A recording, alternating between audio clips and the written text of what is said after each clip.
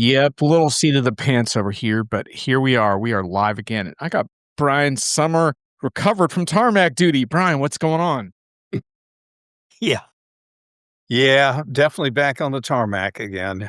Just can't get enough of, lovely things like Manhattan, LaGuardia, and so forth. What can I say? Yep, well, hopefully we got some trenchant insights to show for our trouble, Brian. Oh God, you're pulling that word back out again. I Yep, thought yep. we'd gotten through most of the year's enterprise month in reviews without trenchant, but Oh, let's you had to get it in there. Okay. let's strive for trenchancy today, please. If you're watching on LinkedIn, can you please pop a little comment into the chat just to let me know that it's going out properly? We're also streaming on YouTube, so I can pop a link to that if you need it. But let's try to do it on LinkedIn if it's working well today. Brian, we have special guest our Munchers Inc. But let's have a look at our whole. We're going to talk about buyers and what goes wrong with buyers and does LLM help the buyer's journey, all that crap. But first, we have our agenda. You want to run us through real quick? Well, as usual, we'll go through the cringy buzzword. We'll also, I think there's a quote of the day on there as well that we'll cover.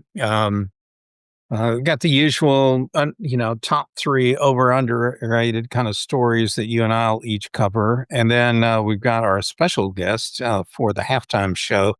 That's Barb, and you'll hear more about her in a few minutes. We got a couple. There were a bunch of nominations for whiffs of the month, but we got one nice one back there to share with you. And Oh yeah, it was actually it was competitive this month. I will say. yep. And Martin, thanks for letting us know everything's working fine over at LinkedIn. Fire those comments in as quickly as you can, and see, Martin, if you can fit the word trenchant in one of your comments. That'll really make our day. Martin, good to see you. And Martin, by the way, I've got your most recent Tech Ed podcast loaded up for from your work on the ground. So I can't wait to listen to that this weekend. Sorry I didn't get to it sooner, but I hope y'all follow Martin's Coffee Corner podcast series if you're interested in all things SAP, because he does a great job from a user and partner perspective. So thanks, Martin, for joining us. There's your free plug for your participation. So Barb, if you're out there, I'm my Slack is down on this computer, so if you need to message me about logging in, you're going to need to message me on LinkedIn. But I think you should have that now. Just check the calendar invite, and we're going to move on now to buzzwords and overhyped tech. And Brian, guess what? I have a surprise one for you that I didn't have time to give you because it just came up today. But let's hear yours first.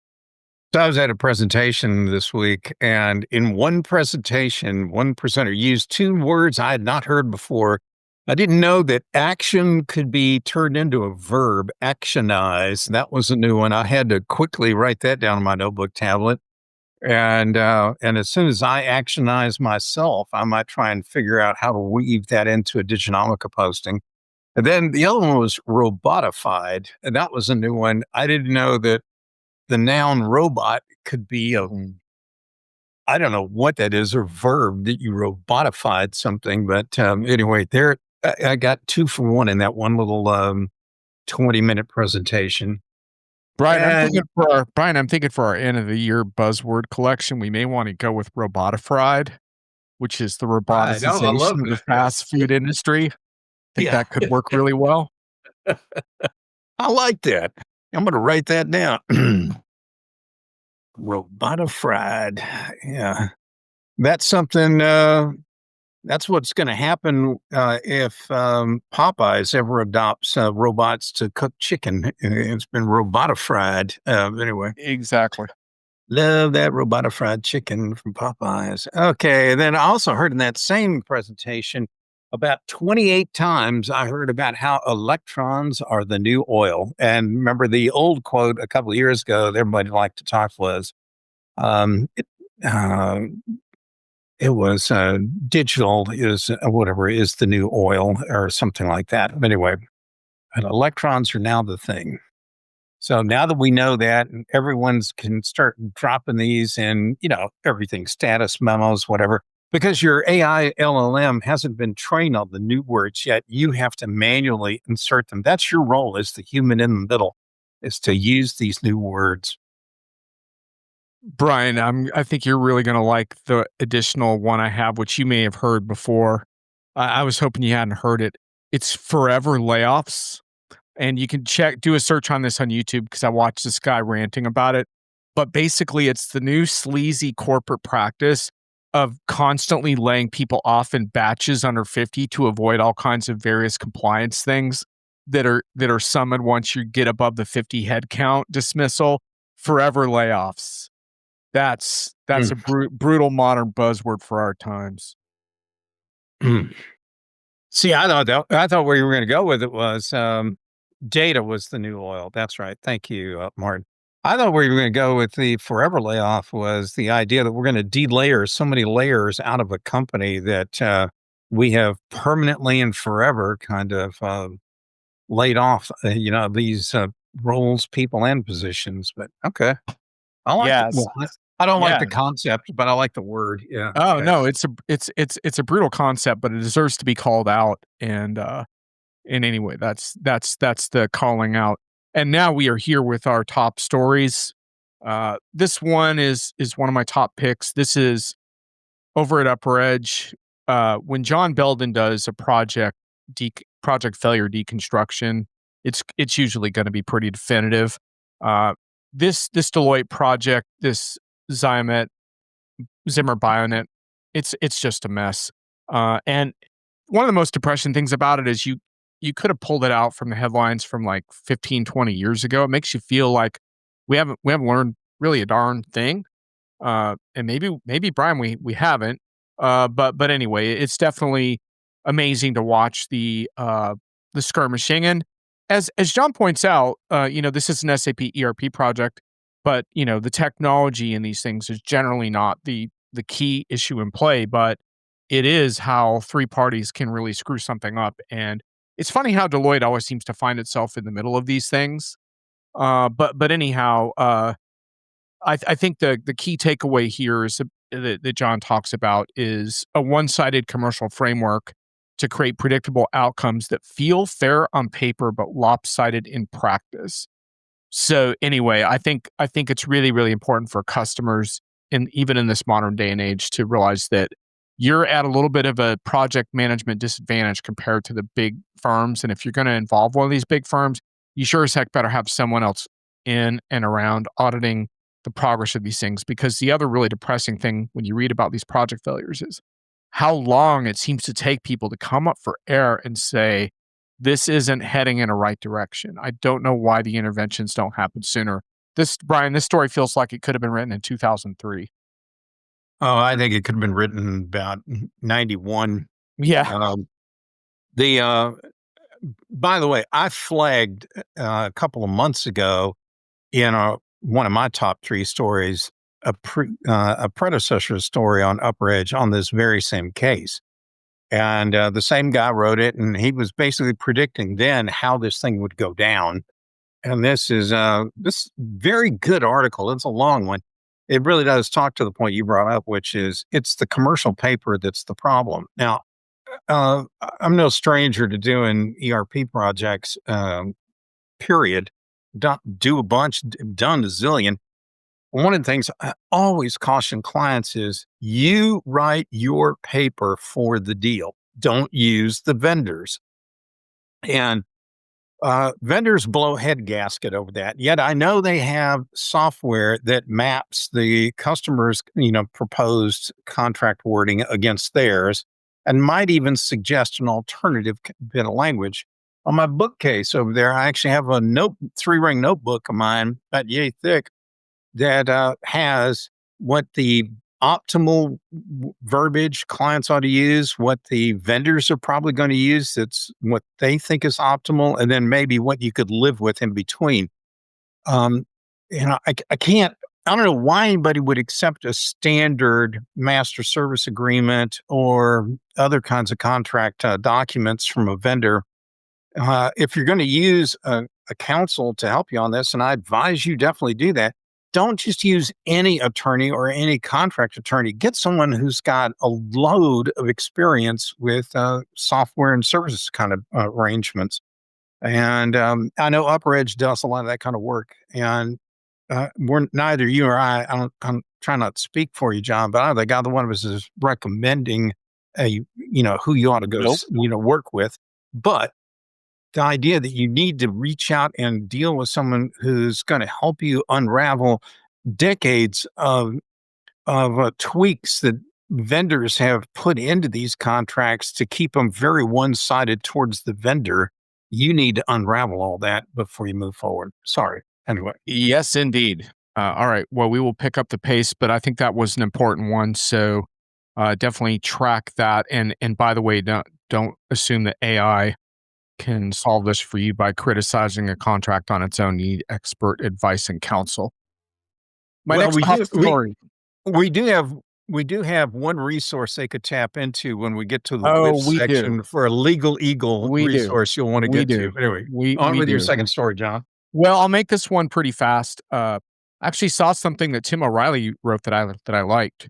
Tim O'Reilly and I don't agree very often. It goes back a long ways to a comment on his blog once where I took issue with something he said, and he told me that we were talking past each other, which essentially meant that he didn't have time to read my comment.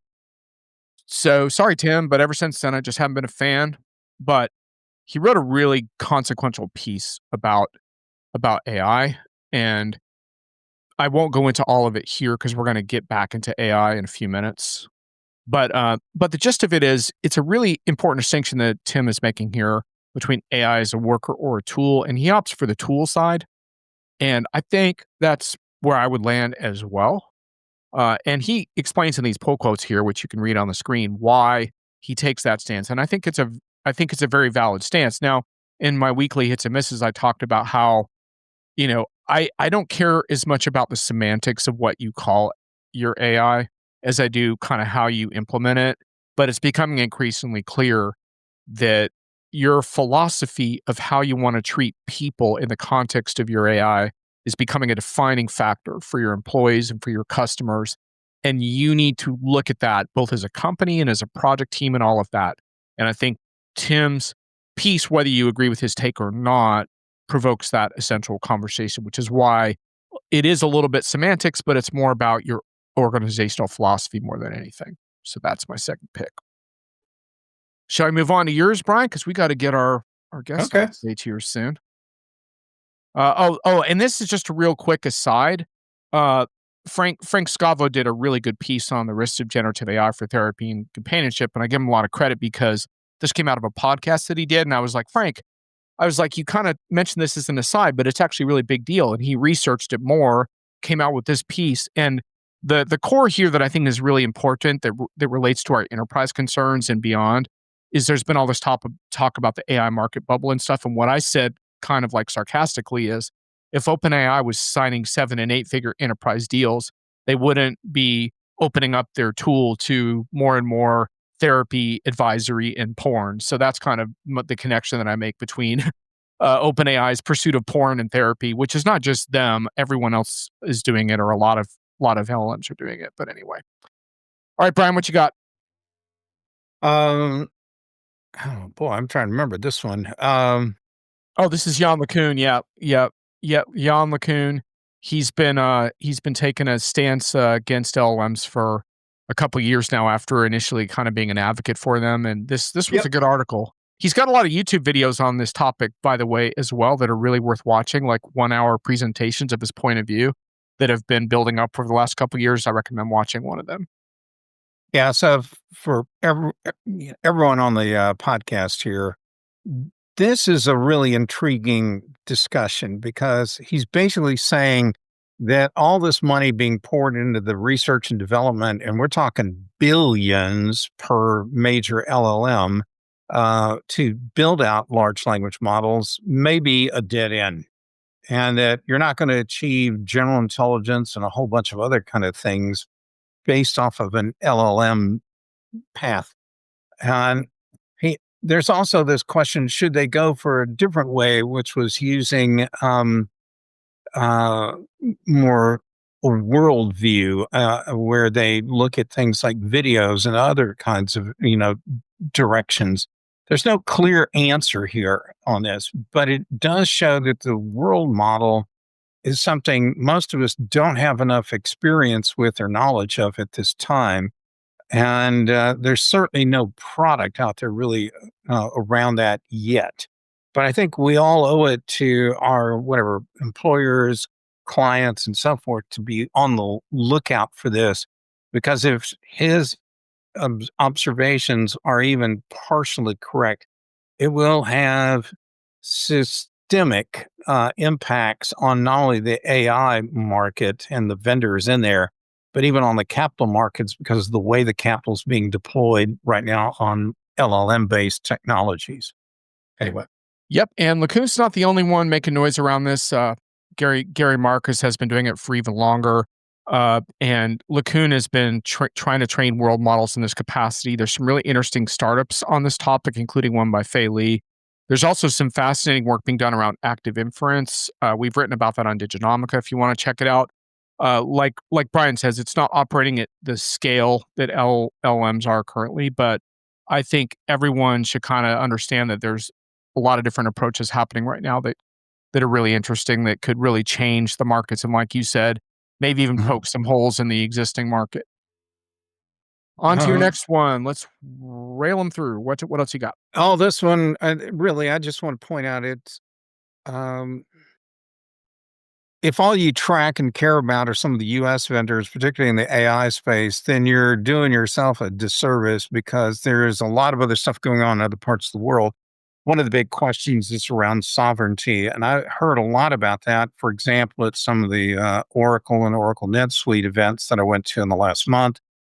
Sovereignty is more than just where you locate your data center. And that's a lot of what is happening, even with, in this case, governmental entities in Europe are wanting to move towards open source kind of solutions. They do not want to be encumbered by the or subject to the whims of US based providers of LLMs and AI tools.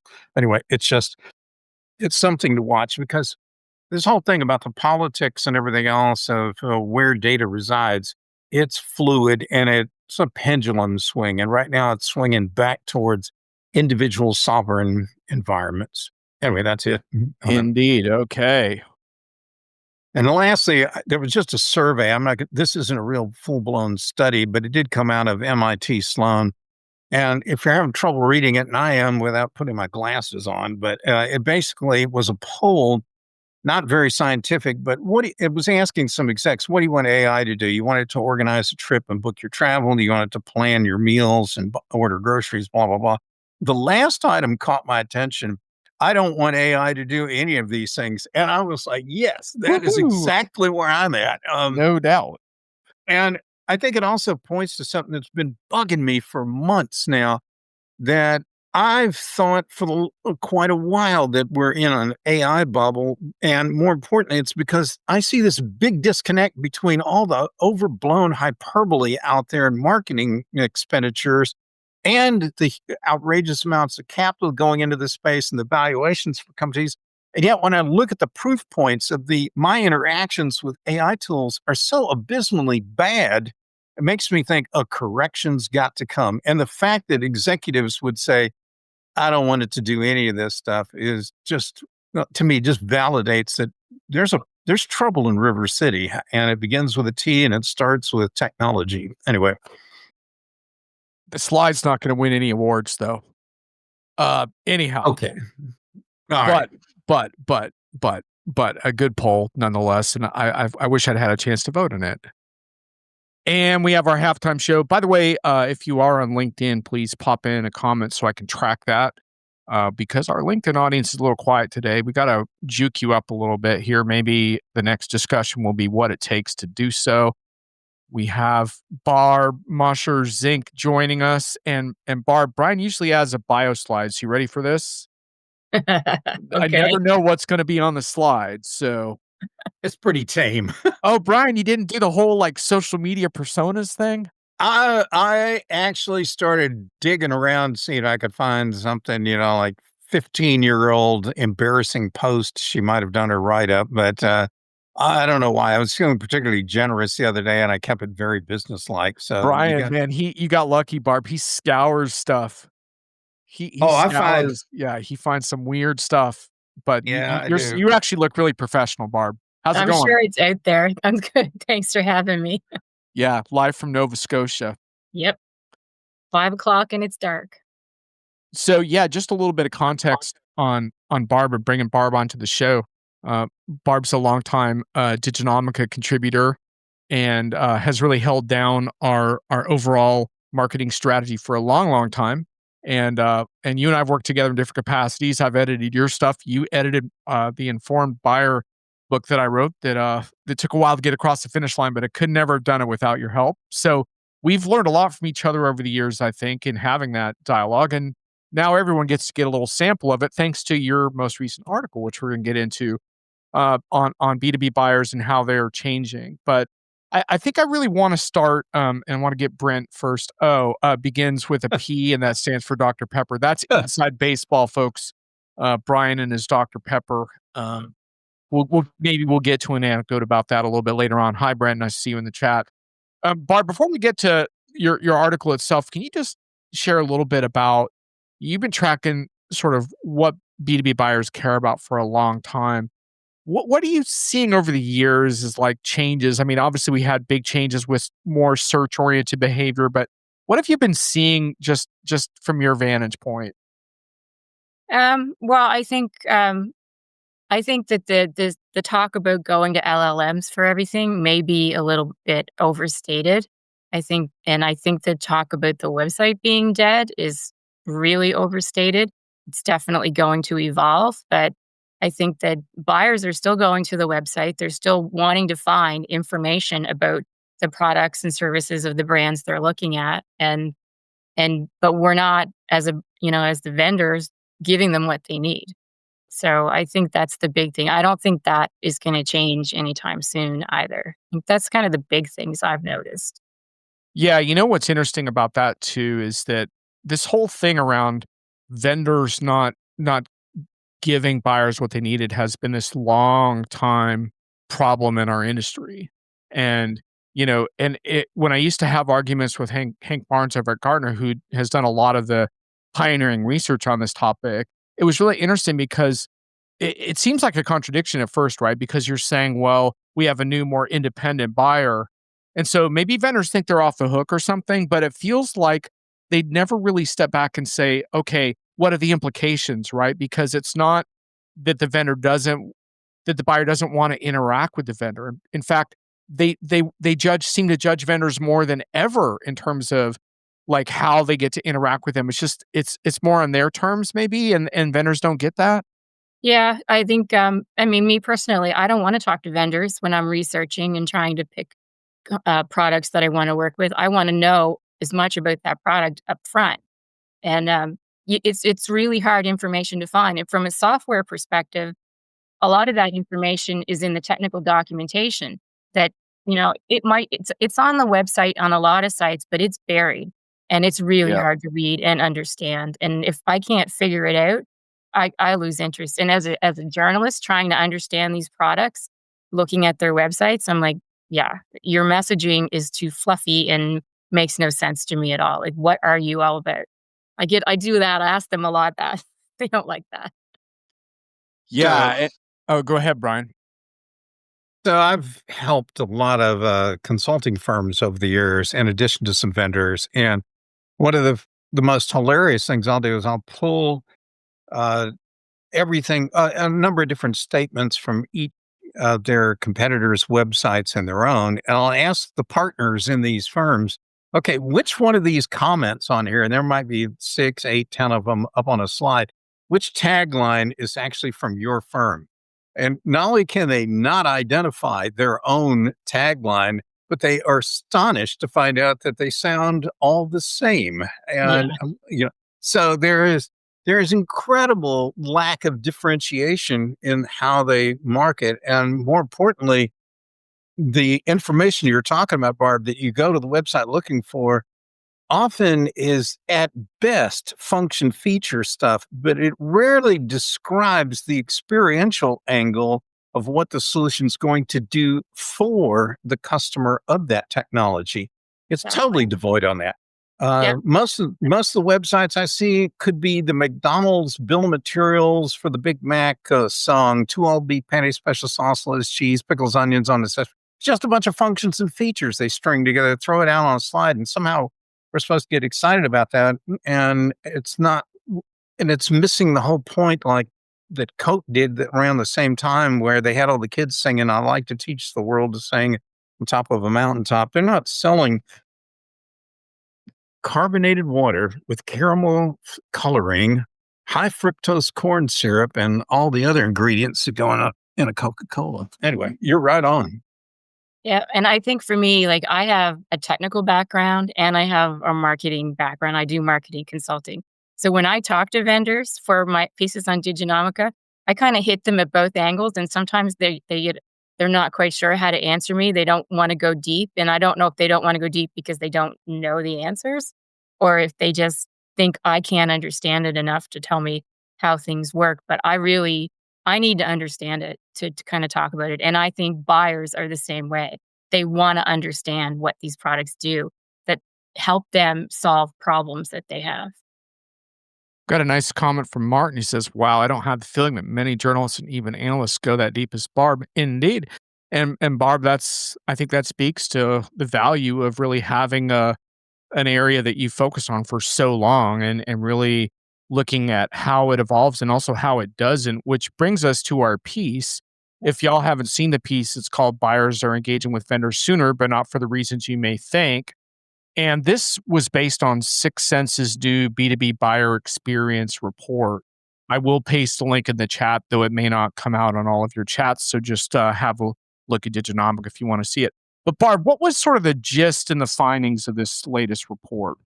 So this is a report that Sixth Sense does, at least for 3 years. They might have been doing it longer, and they go out and they do a huge, study, and I'll just point out they don't survey their own customers, so that's a good point. That's probably one of the good things about the report, and they go out and they try to understand, and they ask questions about what is the buying journey like for you?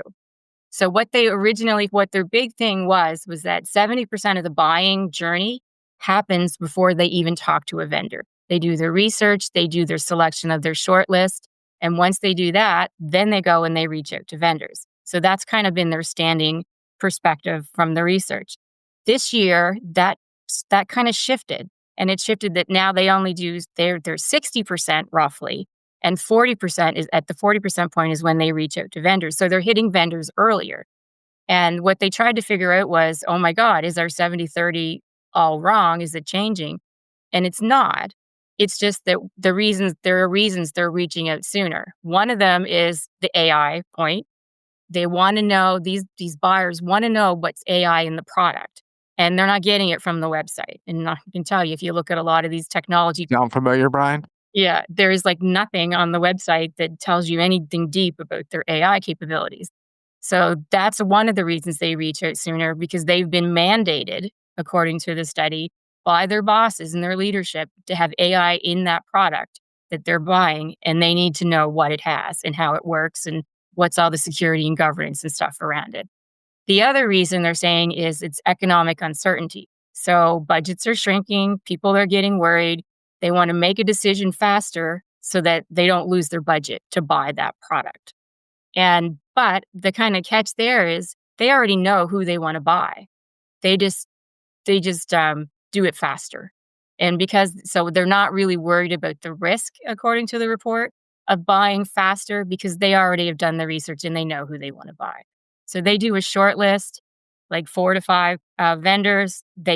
Most of them order it, and it's the first one on the list they buy almost every time. So it's faster, it's to the vendor, but it's pretty much already decided by the time they get there, regardless, which was always kind of the story before anyway. So some of that was the concept in this book, which I'm sure you've read, Barb. Is that right? I haven't read it, but I know about it. Yeah, Yeah. I've interviewed people about It's it. in my top 5 business books of all time, which is Yeah. not saying a lot because I don't read a ton of business books, but it is in the top 5, and it informed my own buyer um, missive as well. Like, I think the concepts in that book never go out of style. But anyway, go on, Brian. Well, I think some of the behind the scenes, some of the other stuff that's going on is no one understands the pricing of AI, which is another reason why people are not only looking for it on the website, not finding it, but when they press the vendors on it, they get a bunch of wishy-washy stuff, and they have to get into the process a lot earlier to get their hands around what are we going to pay for? Is it on tokens? What do they cost? Do we get volume discounts? How does this work? Uh, what kind of toll charges are we going to get if it's connecting stuff from disparate different systems? The economic uncertainty with making one of these technology choices is pretty significant. And I think smart buyers have to get in front of this stuff as early as possible if they want to have any chance of making a good decision. There's three things that to me really jump out that I'd like to talk about, Barb, with you that you mentioned in your article. One is AI and LLMs. So I want to get to that. Second is the continued importance of websites. But the third is trust, because I think one of the traps we can get into with this research, and this is something that we spent a lot of time on in the book that I wrote, is that you start to think that buyers are only like relevant when they're in buying mode, but in fact, you really want to start engaging with these people in meaningful ways long before you ever reach that point. Because I'm sorry, but you could obsess about getting listed in LLMs all you want, and you can try, and you might succeed sometimes, but that shit is not science, folks. Like, that's harder to get guarantees on than even SEO in the old school Google days was. You know what's not science is being trusted by people in your industry. That's not science. And I loved your concluding paragraph in this piece, because you say the real takeaway is that getting on a shortlist is impossible if the buyer doesn't know you.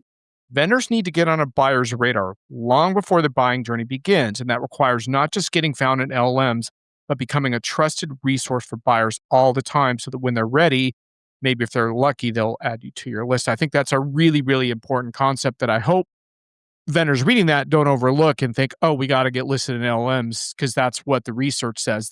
I think that is important to talk about, but forget about that being a solution for not being trusted. Yeah, and I think the important thing with the LLMs is buyers aren't using LLMs as a research tool to pick their shortlist. Not according to this research. What they found is that they already know the vendors they want to put on that shortlist. Most of these people that are buying stuff have been doing it for 8 years.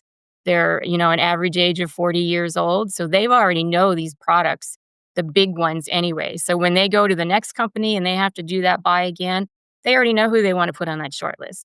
So if you're not one of those buyers, how do you get in front of the buyer some other way? And it's not necessarily through creating a bunch of top 10 lists to get listed in an AEO, in an LLM.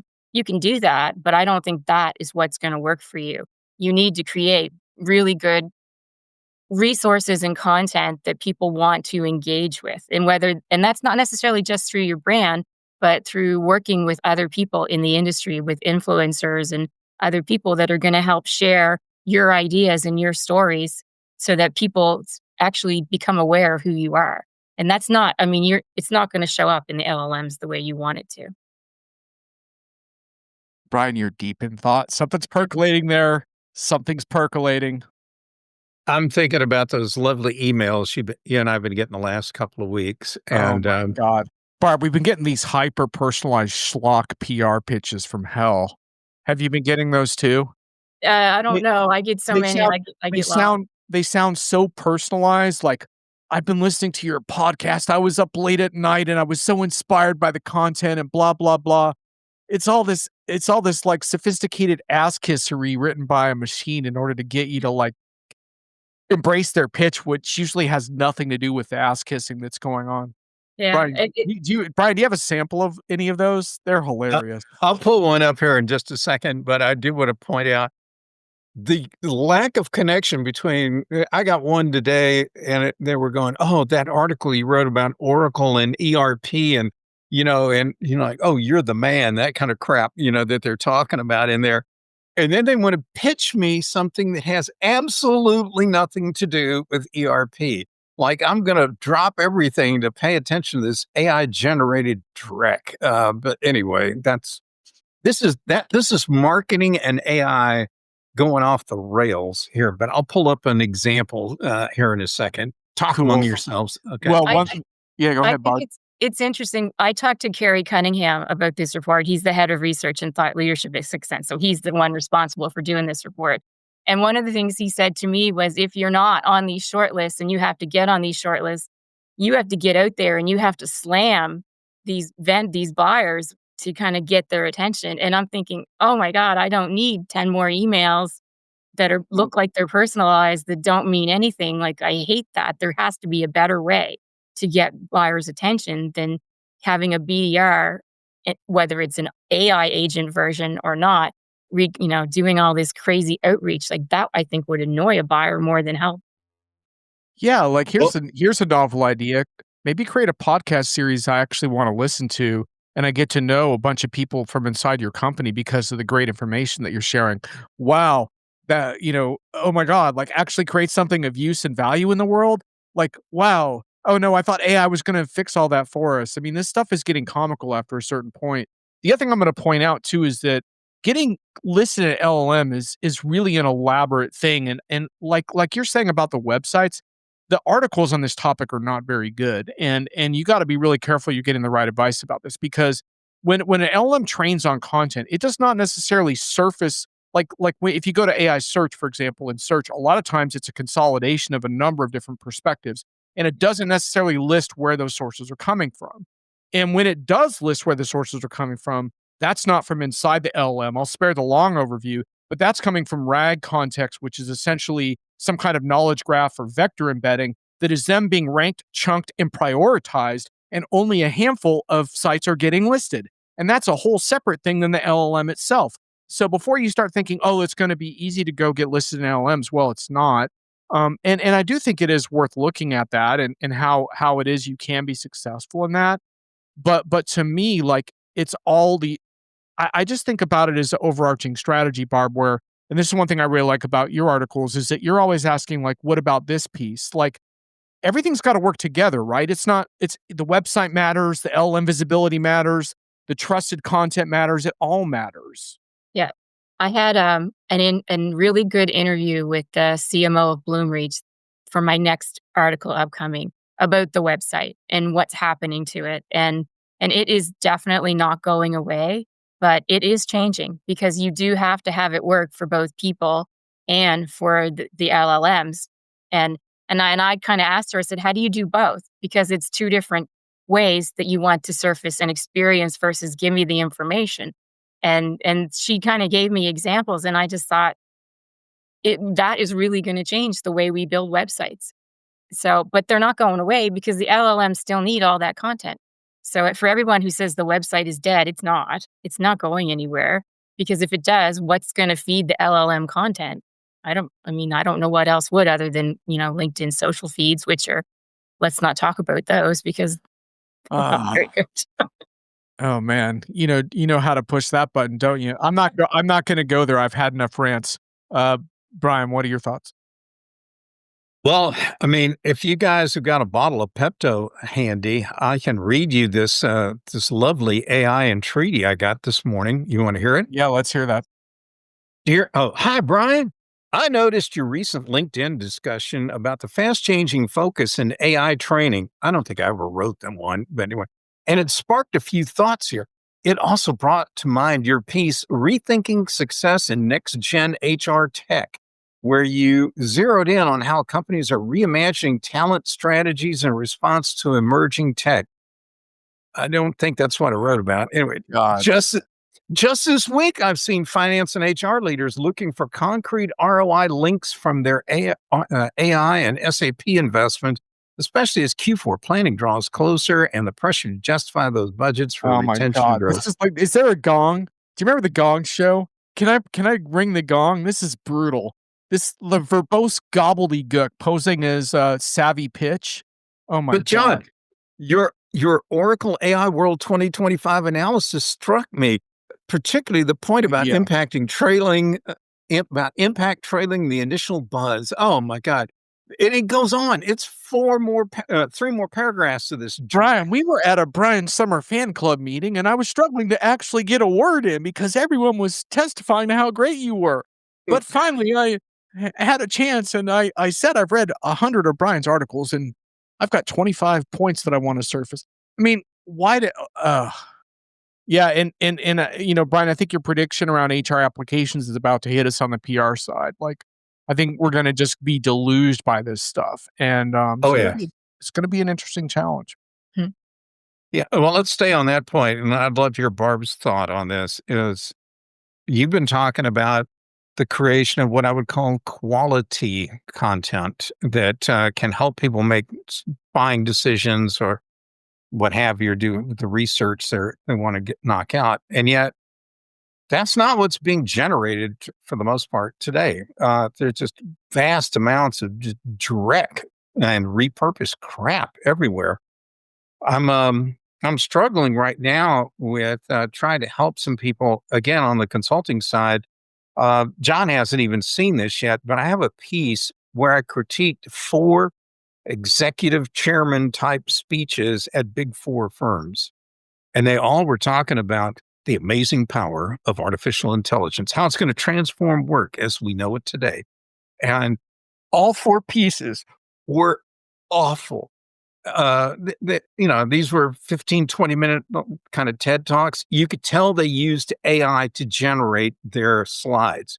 One of them had not 1, not 2, but 6 typos that were all machine language generated typos on the guy's slide. And I'm like, how can you pretend to be an expert when you didn't do anything other than feed a prompt, on a Gen AI tool? Why should anybody in the audience believe you know anything about this subject? Because you bring nothing new and original to the table. It's one thing to generate content. It's another thing, or have AI generate content for you, but that doesn't necessarily mean it's any good. It's all dated in the past and it's pretty much worthless. And these people want us to believe they're the experts and the top leaders in their firms. And I was just like, oh, kill me now. Is there a This was question in terrible. there?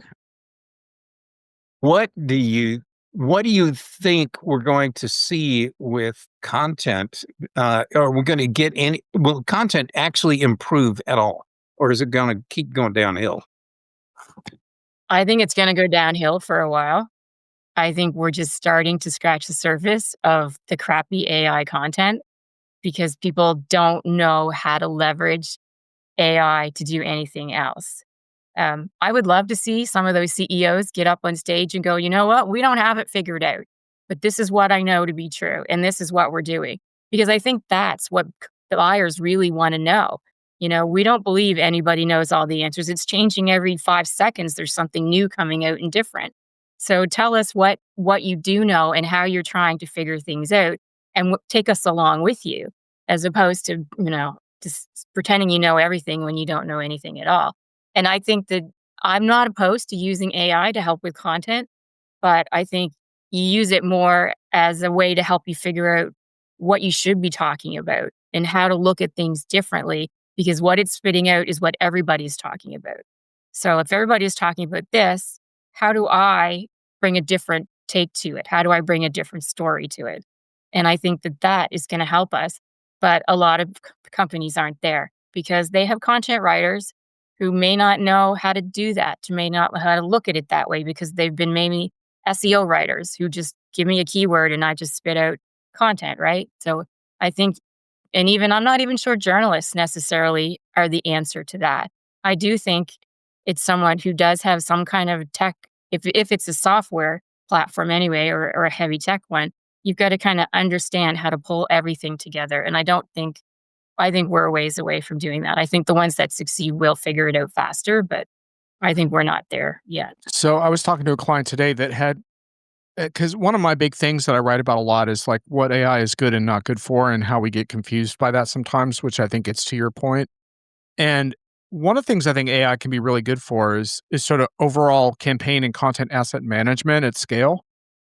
Because it can really help you kind of plan out for a quarter or a year, like the different kinds of assets that you want to release and what cadence and all of that. Because that's really hard work for humans to create those plans from scratch. And I scratch my head sometimes when people like don't focus on that part. And so they were walking me through all their different assets like webinars and podcasts and blogs and all of this. And frankly, it was a pretty well generated plan and all of that. And I said, this looks pretty good. I said, but the one thing I'm going to challenge you on, since that's kind of my job here, is these assets aren't created equal. In other words, saying you're going to do a webinar, let's say it's a webinar on building AI mobile apps or something.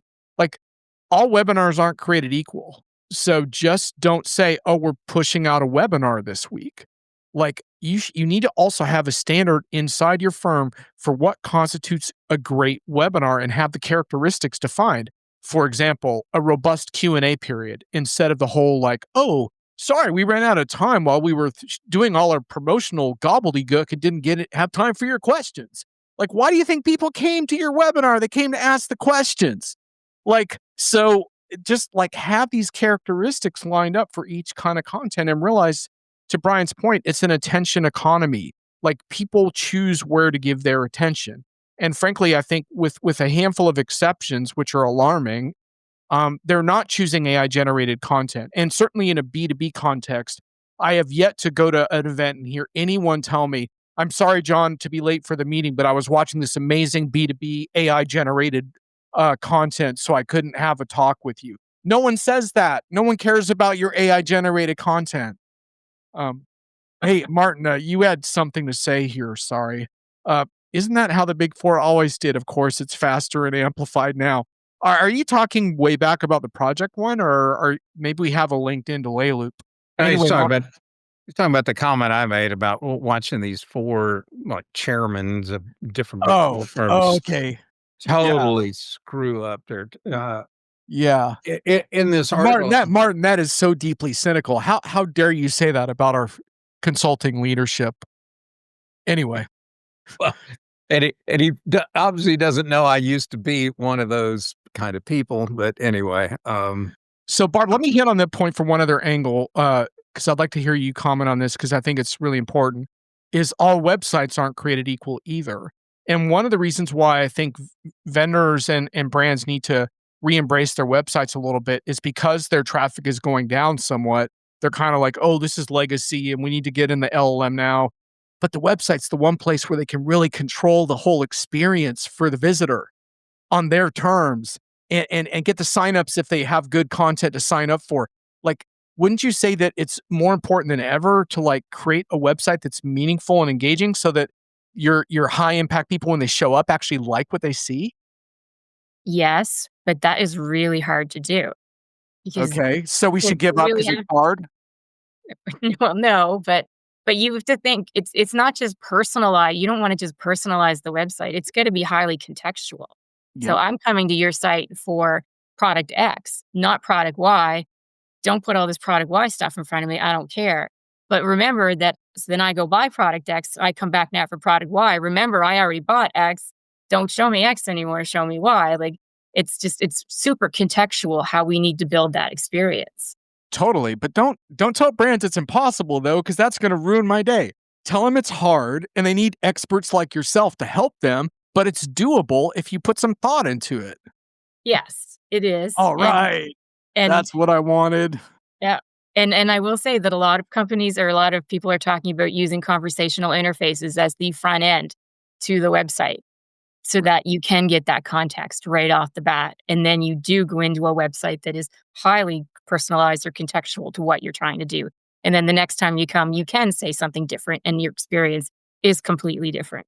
And I think that that's probably where we're going. And I hope that when the companies do it, they just don't slap a AI chatbot on the front end and screw it up royally, which I think probably a lot of them will to get started. Mm. oh, you just stepped on my favorite Ah, exposed nerve another here. can of worms? Oh, man. Uh, I hate going to Barb actually pretty good at this, Brian. She's pretty good at riling us up like this. yeah, this going to I go to the trouble, get to a website, I'm hunting and pecking, trying to find answers, and they're as rare as hen's teeth, and then a chatbot's popping up, wanting to know, you know, are you finding what you need, or how are we doing, or whatever. and it just torques me off that I could sit there. I can type in one word answer, like I'm not finding anything. I just go no, or I could write a whole book in the chatbot deal, and it doesn't change the outcome. I'm going to get a terrible experience. It's nothing's going to change. It's a waste of time. Put that chatbot up there. I don't care how AI smart it is. It just is going to frustrate me to no end to have that there. And any vendor who thinks that is a reasonable substitute for actually imparting some real knowledge to a potential buyer is an idiot. But not that I have that All opinion. right. All right. Well, no shortage of strong opinions today. Hey, Martin, you just asked a question. Hey, no doubt you are definitely absolutely carrying the chat today. So, uh, maybe you're still getting a feel for this show, which is a little bit back and forth and freewheeling, but you are absolutely appreciated here in the chat. Feel free to keep going because we're not quite done. Barb, I want to wrap this segment. You can hang out for the final bit, but first, if you just give me a short answer to this, but if you could tell vendors, like, I know it's hard to pick one thing, but if there's one thing they could do a little bit better on the topics we discussed, what would that be? Um, I don't know. Oh God, that's you're gonna stump me there. Put better information on your website, not just your product features and functionality. Okay. Do an experience that works better for the people that are coming in. And I have a hunch you're going to be writing about this topic pretty soon. Yeah. So in a way, this functions as an article preview. So stay tuned. And Barb, thanks for sharing what you do, because it's always really great to hear, because you live this day in and day out. So thank you for joining us for that. And you're welcome to hang about. We are going to do our little final segment here, which is the easier part of the conversation. Oh, Brian, I think this is our first Kim Kardashian appearance on the show. So that's Uh, something. well, we had a unpredictions article one time that we predicted Oh, that's a right. new Yeah, we TV did. show would come out called Keeping Up with the Kubernetes. But that got a little bit of traction, I don't know, 4 or 5 years ago. This one just this one made my head spin on so many levels. One, the imagery of Kim Kardashian arguing with Chat GPT over the incorrect, as she said, answers it's feeding her on how to train for the bar exam in, I guess, California or somewhere. And but the idea that she's arguing with Chat GPT just seems like, well, this is how celebrities interact with LLMs and the answers they get from it. We were talking earlier about if somebody needs legal help on doing a software contract. I don't know whether Chat GPT is who you lean on, or you go with Kim Kardashian and associates on that. So that's assuming she gets past the bar. But when I saw this, I mean, you guys can read the excerpted quote there. I mean, it doesn't help my faith in humanity knowing that this is how little some people understand what AI is all about, that she's arguing and throwing tantrums or whatever about AI. Uh, And, Evidently, she has not been passing the bar exam. Oh, and by the way, I did wanna editorialize on that little thing that says someone needs to tell her about Gemini 2.5 Pro. You gotta be kidding me. Quit pushing the latest release as if it solves these problems. Stop it. Stop it.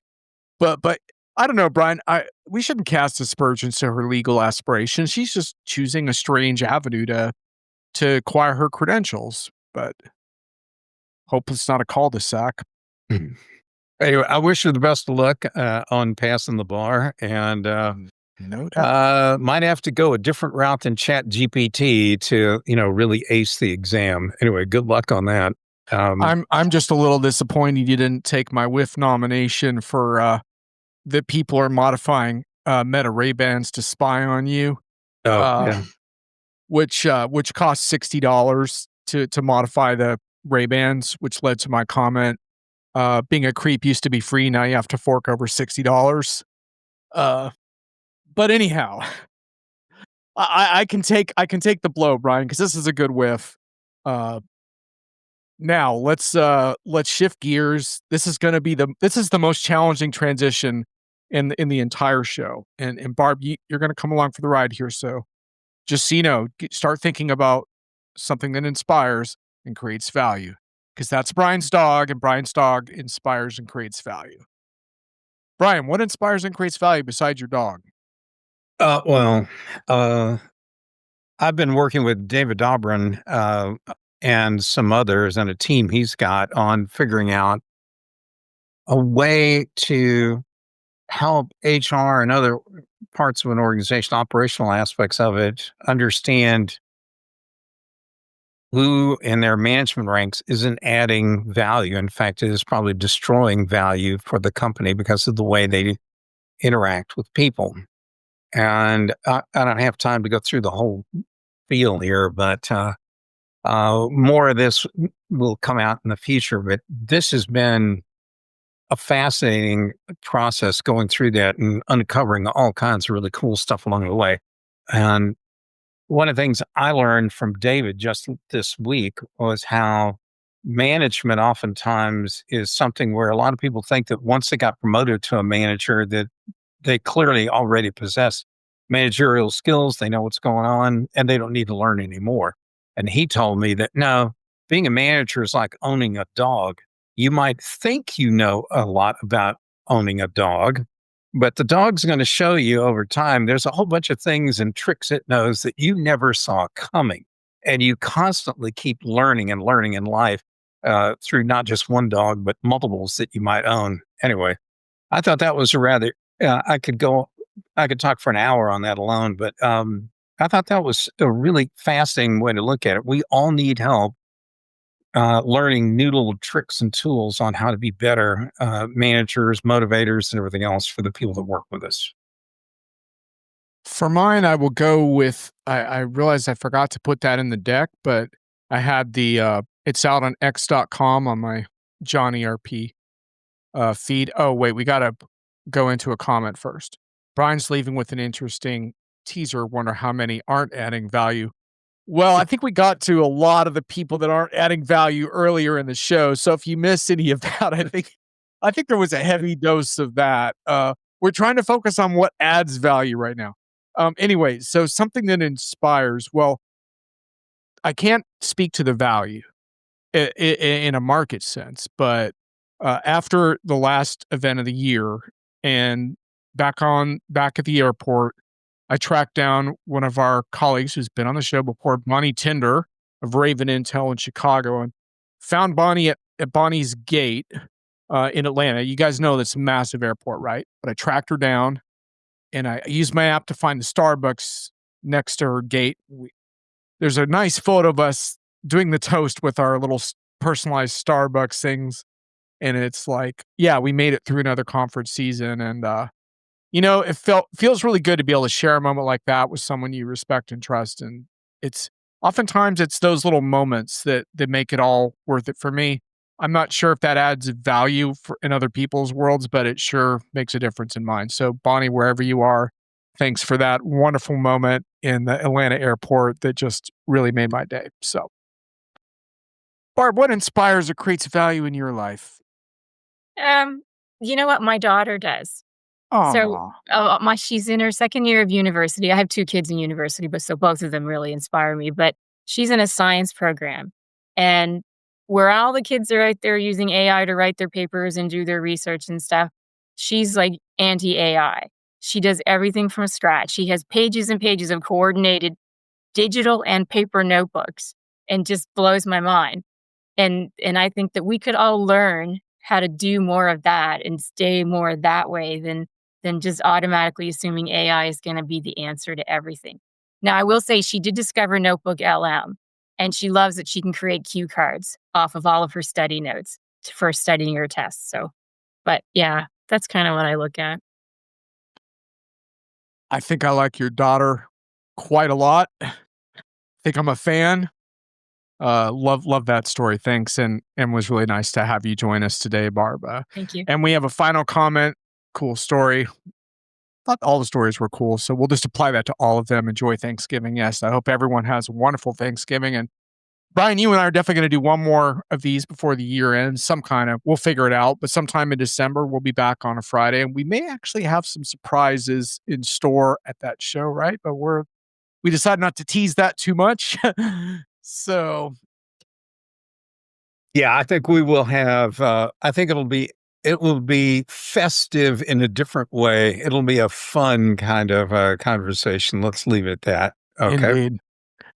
Well, hey, I appreciate y'all joining in on the feed. It looks like we started to get a little critical mass towards the end. It's funny how that works. Martin, thanks again for carrying the chat on your side. And thanks again, everyone. Have a great day. Thanks. Bye.